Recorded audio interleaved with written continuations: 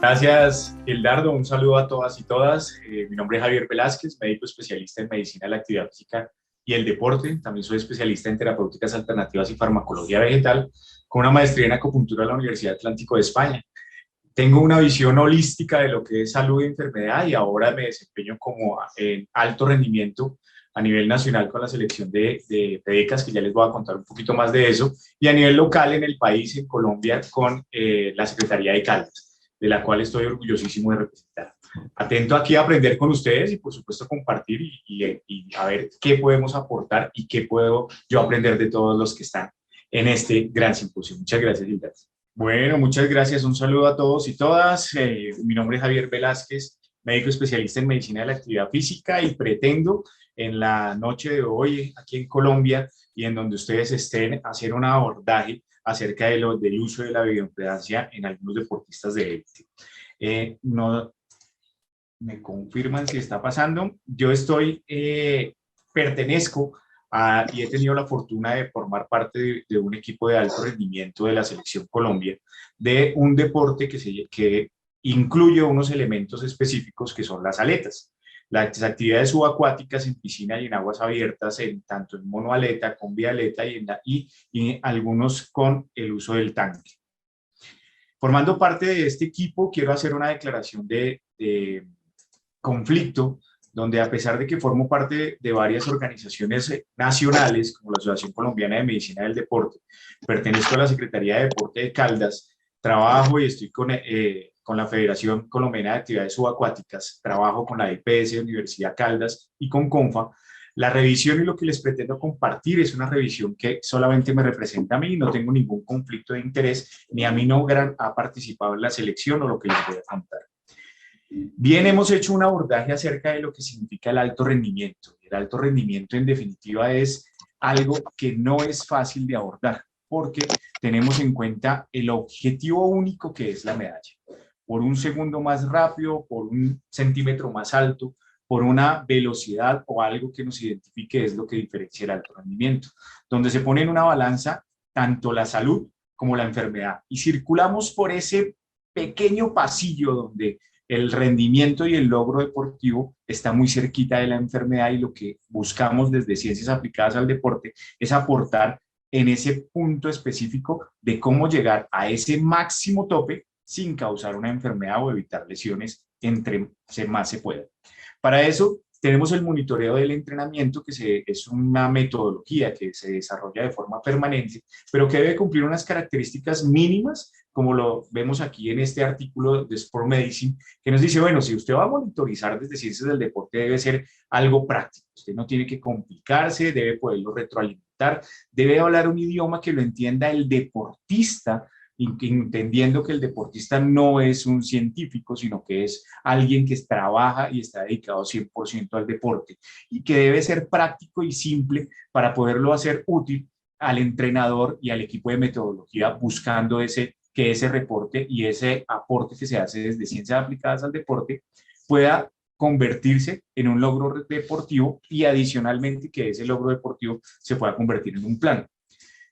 Este deporte en específico, con FEDECAS, nos hemos enfrentado a que este deporte se lleva en aguas abiertas, estamos en mar, estamos en playa, estamos en unas zonas que no están delimitadas, también lo tenemos en piscina y entonces los espacios tenemos que adaptarnos, por tanto el monitoreo debe permitir que también se adapte a las realidades de cada deporte y por supuesto a las realidades del deportista.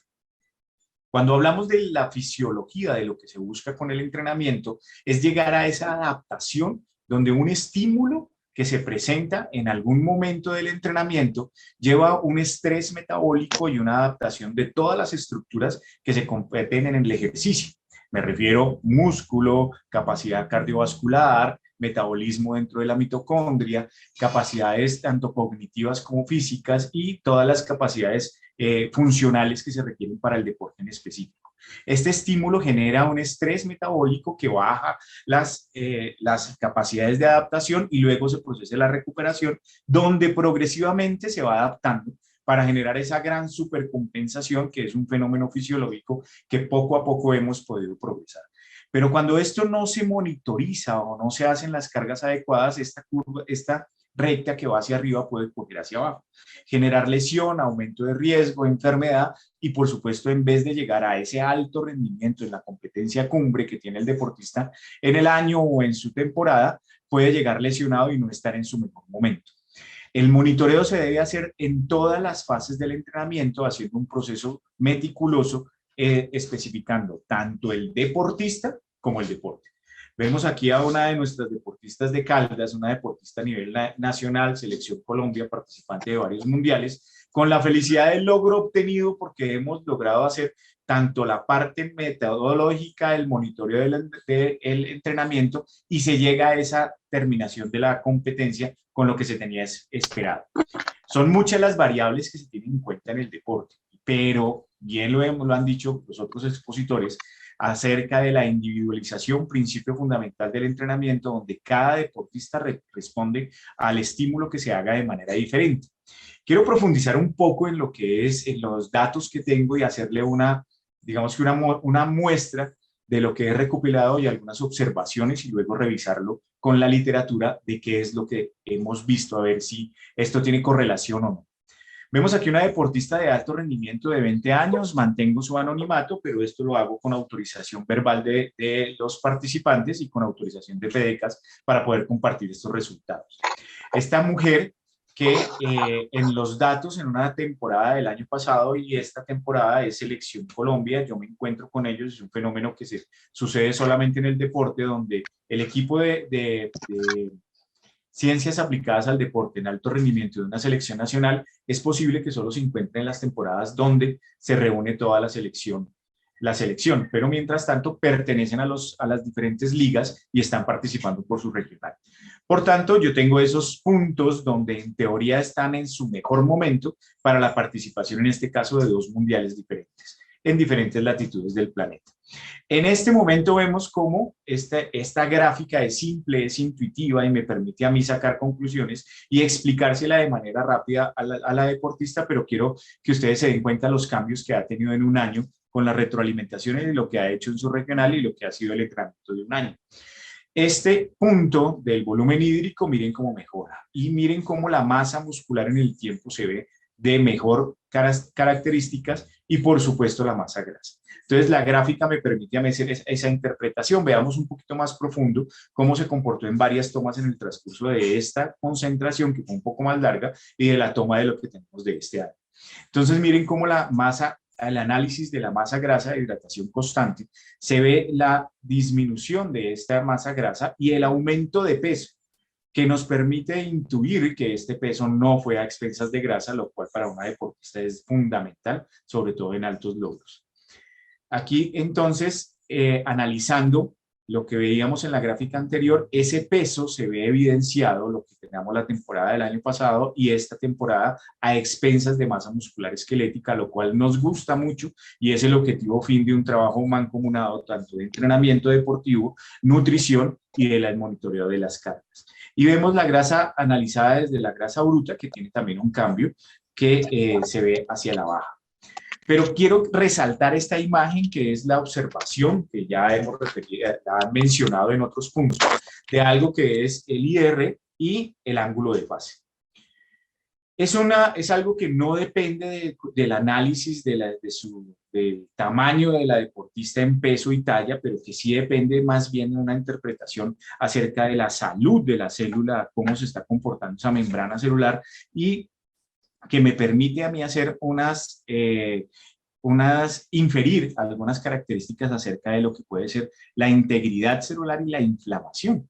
Entonces, si analizamos este proceso que se tiene el año pasado acerca de la masa celular activa, miren que subió al término de la competencia del mundial de este año. Y adicionalmente esta toma, estamos relacionándola con la masa muscular y con la disminución de la masa grasa. O sea que esta masa celular activa se compadece y se relaciona con la mejoría del ángulo de fase.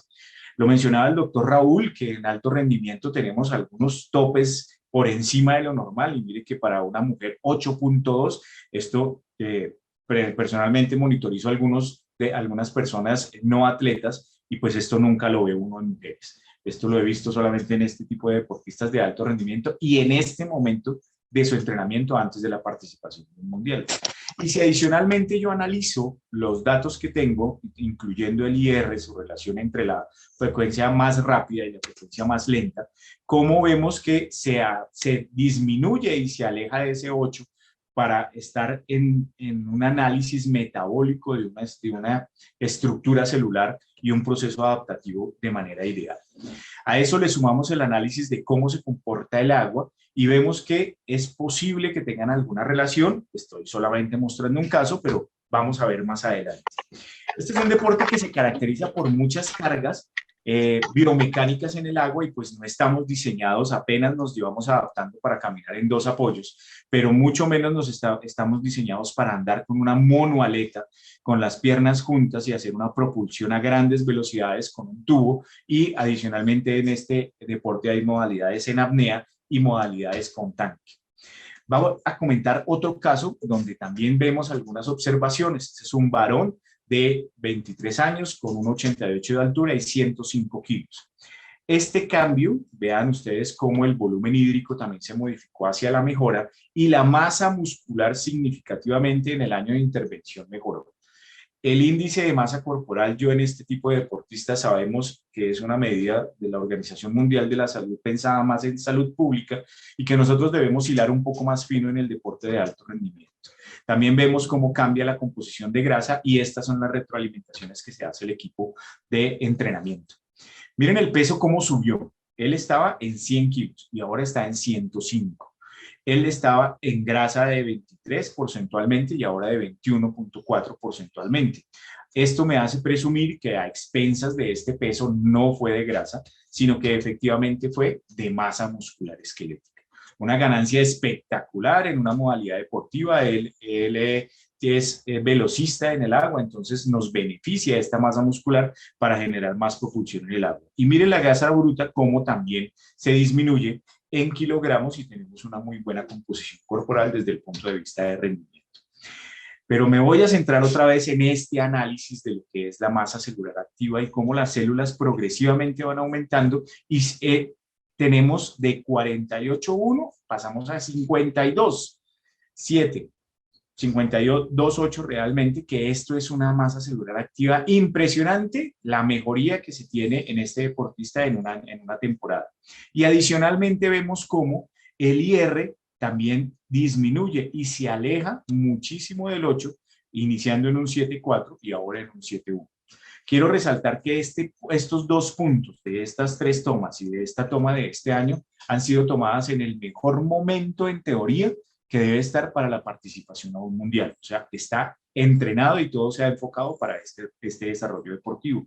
Y el ángulo de fase aumenta significativamente. Entonces, yo observo, no solamente en este, sino en varios de mis atletas de alto rendimiento, que esta correlación entre la masa celular activa, el ángulo de fase al alza y la disminución del INR en salud y posiblemente el rendimiento. También se ve cómo el agua extracelular se modifica y el agua intracelular, donde aquí podemos hacer otras inferencias que en este momento no me voy a referir a ellas, pero que también nos van a servir. Entonces, si tenemos en cuenta que el monitoreo a través de la bioimpedancia me permite a mí tener unas características especiales, un seguimiento en el alto rendimiento que es práctico, es asequible, creo que nos puede dar una inferencia y nos puede hacer un seguimiento más minucioso de lo que el deportista, el entrenador y la parte metodológica espera de él. Voy a referirme a algunos artículos para reforzar ese hallazgo que yo veo en mi reporte de casos, pero que también la literatura lo tiene. Vemos que este artículo específicamente en nadadores élite fina, que son de natación clásica, en natación con aletas no encontré ningún artículo que se refiriera a ello, entonces vamos a empezar a trabajar en este deporte.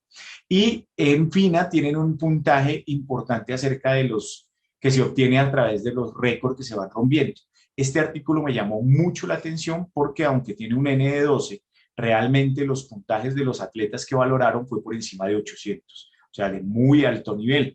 Estos deportistas se dieron cuenta que al monitorizar el ángulo de fase se relacionaba con las fases de acumulación de carga, se relacionaba con la fase de recuperación y por tanto y ellos dicen que esto se relaciona con el rendimiento, o sea que el ángulo de fase es sensible por lo menos en esta población. Adicionalmente, en este artículo refieren que el análisis que se puede tener desde la bioimpedancia en un N significativo con 273 atletas, y que estos atletas, de los cuales reportan en el artículo más de 10 horas semana de entrenamiento, que son atletas que entrenan significativamente, no de élite como los que yo tengo en Selección Colombia, con un horario de intensidad casi de 25 a 32 horas semana.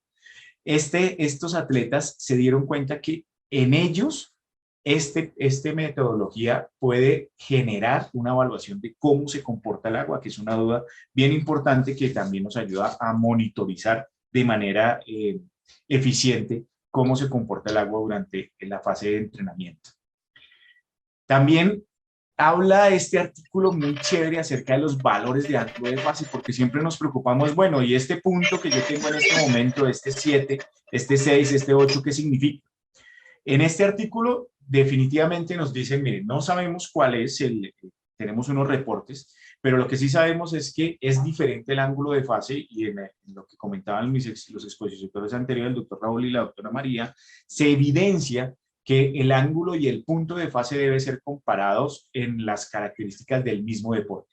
Aquí encontraron que los velocistas no tienen el mismo ángulo de fase que los que trabajan potencia, y que adicionalmente los que trabajan resistencia se varía, y que el deporte individual frente al deporte de conjunto se obtienen valores diferentes. Entonces es importante que cada población, cada deporte, y en los deportes de conjunto, como lo mencionaba la doctora María, en cada posición debe haber una relación del ángulo de fase que debe ser monitorizada e interpretada en relación al entrenamiento. En esta revisión sistemática, con 35 artículos de los que analizaron, se dieron cuenta que esa es una correlación fuerte donde puede ser confiable analizar el ángulo de fase versus si está en entrenamiento y en qué fase del entrenamiento, y adicionalmente versus si está desentrenado.